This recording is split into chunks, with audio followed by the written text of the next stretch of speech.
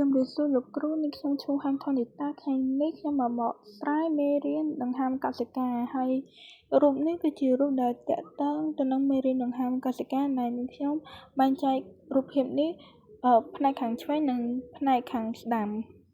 អញ្ចឹងខ្ញុំមកបកស្រាយរូបភាព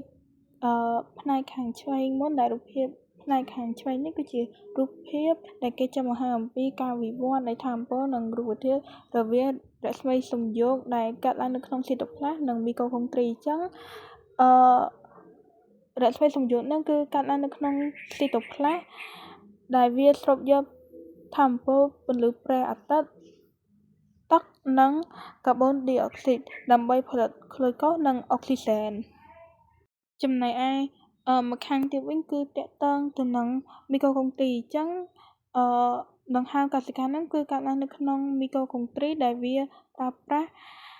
ផលិតពីរស្មីសំយោគដែលមានដូចជាក្លូកូសនិងអុកស៊ីសែនដើម្បីផលិតជាថាមពលអាបេតេសម្រាប់ប្រើប្រាស់និងបញ្ចេញកម្ដៅរួមទាំងកាបូនឌីអុកស៊ីតទឹកត្រឡប់ទៅជារស្មីសំយោគវិញចំណែកឯរូបភាពខាងស្ដាំវិញគឺជាការប្រៀបធៀបរវាងរស្មីសំយោគជាមួយនឹងដង្ហើមកសិកាអញ្ចឹង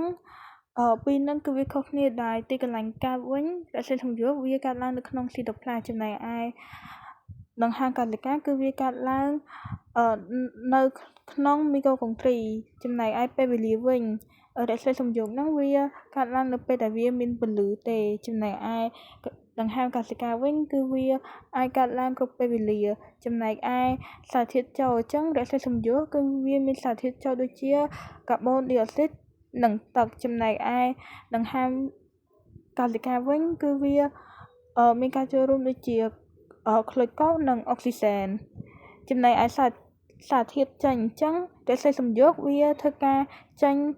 ក្លូរ៉ូផ្លាសជាមួយនឹងអុកស៊ីសែនចំណែកឯ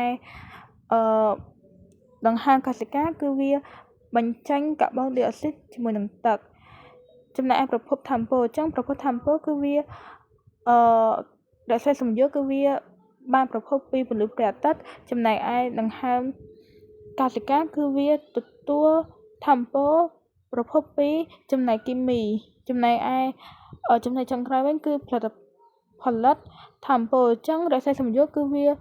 ស្តុកទុកថាមពលចំណែកឯដង្ហើមកសិកាគឺវាបញ្ចេញថាមពលអាបេតេចំណែកឯរូបភាពទី2វិញគឺរូបភាពនេះបង្ហាញអំពីដំណើរការមេតាបូលីសឬការបំលែងតាមរយៈមេដោយប្រើមីក្រូសរីរាង្គខុសៗគ្នាដើម្បីផលិតជាអាហារនិងភេសជ្ជៈអញ្ចឹងដំណាក់កាលនីមួយៗវាមាន3ដំណាក់កាលអញ្ចឹងដំណាក់កាលទី1គឺជាដំណាក់កាលចាប់ផ្ដើមដោយដំណាក់កាលចាប់ផ្ដើមនេះគឺចេញពីស្ករក្លូកូសតាមរយៈដំណាក់កាលកោសិកាស្ករឬក្លូកូសនេះត្រូវបានបំបែកទៅជាអាស៊ីតពីរ៉ូរីកត្រង់ចំណុចនេះគឺវាគឺជាចំណុចរបត់ដែលមីក្រូសរីរាង្គផ្សេងៗគ្នានឹងបំបែកវាទៅជាផលិតផលផ្សេងៗគ្នាទៀតចំណែកឯដំណាក់កាលទី2វិញគឺជាការប្រើមេដោយប្រើមេរោគផ្សិតនិងបាក់តេរីអញ្ចឹងវាបែងចែកជា3ដំណាក់កាលគឺទី1សិតសរសៃអញ្ចឹងវាសិតសរសៃហ្នឹងគឺវាបំលែងអាស៊ីតពីរ៉ូរីកហ្នឹងទៅជាអាស៊ីតតិចហើយវាផលិតបានទឹកស៊ីអ៊ីវចំណែកឯទី2វិញគឺបាក់តេរីអាស៊ីតសាតិចអញ្ចឹងវាបំលែងអាស៊ីតពីរ៉ូរីកហ្នឹងទៅជាអាស៊ីតសាតិចដូចគ្នាដោយហើយវាផលិតបានឈីសចំណែកឯមេស្រានិងមេនំប៉័ងវិញវាគឺជាប្រភេទមេផ្សិតដែលគេប្រើប្រាស់ច្រើនជាងគេបំផុតហើយវាបំលែងបាន3+សំខាន់គឺអេតាណុលបូកនឹងកាបូនឌីអុកស៊ីត ដែលប្រើសម្រាប់ផលិតស្រាបៀរចំណែកឯអេតាណុលសម្រាប់ប្រើផលិតស្រាទំពាំងបាយជូរចំណែកឯកាបូនឌីអុកស៊ីតប្រើសម្រាប់ធ្វើនំប៉័ងឲ្យវារីកប៉ោងចំណែកឯរូបភាពចុងក្រោយនេះវិញគឺបង្ហាញអំពីសម័យកាលគីមីនិងដំណាក់កាលលម្អិតនៃមេអាករដែលកើតឡើងនៅក្នុងធុងស្រាដោយរូបខាងឆ្វេងអញ្ចឹងដំណាក់កាលនេះគឺគេបែងចែកជា3គឺដំណាក់កាលទី1គឺឃ្លីកុយលីសគឺជាដំណាក់កាលដំបូងដែលកើតឡើងនៅក្នុងស៊ីរូផ្លានៃកោសិកាមេដែលស្ករត្រូវបានបំបែកទៅជា2អាស៊ីត2រ៉ូពីតហើយក្នុងដំណាក់កាលនេះវាបញ្ចេញថាមពលសុទ្ធចំនួន2 APT ដែលវាបានមកពី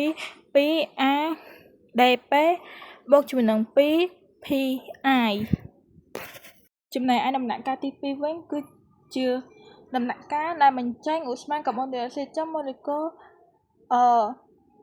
200ពីតនីមួយៗបាត់បង់អាតូមកាបូនមួយនៅក្នុងទម្រង់កាបូនឌីអុកស៊ីតបន្ទាប់ពីវាបញ្ចេញកាបូនឌីអុកស៊ីតមកវាបំលែងទៅជាសមាសធាតុថ្មីមួយទៀតដែលវាមាន2ម៉ូលេគុលហើយឧស្ម័នកាបូនិកនេះគឺធ្វើឲ្យស្រាបៀរដែលមានពពុះនិងធ្វើឲ្យនំប៉័ងរីកប៉ោងផងដែរហើយចំណែកឯដំណាក់កាលទី3វិញគឺការបង្កើតអេតាណុលដែលសារធាតុថ្មីដែលបានបំលែងនៅក្នុងដំណាក់កាលទី2ហ្នឹងគឺវាត្រូវបានកាត់បន្ថយដោយទទួលយកអ៊ីដ្រូសែនពី NADH ដែលបានមកពីដំណាក់កាលទី1ហ្នឹងហើយ NADH ហ្នឹងវាបំលែងទៅជា NAD វិញដើម្បីទាញយកប្រើប្រាស់នៅក្នុងវិវត្តគីកុយលីសបន្តទៀតហើយផលិតចុងក្រោយវិញគឺវាទទួលបានពីអេតាណុលអញ្ចឹងការបកស្រាយរបស់អ្នកខ្ញុំក៏ត្រូវបានបញ្ចប់ឲ្យមានកំហុសឆ្គងណាមួយសូមលោកគ្រូជួយអធិស្ឋានហើយអ្នកខ្ញុំមានតែប៉ុណ្្នេះទេសូមអរគុណលោកគ្រូដែលបានស្ដាប់វីដេអូនាងខ្ញុំសូមអរគុណ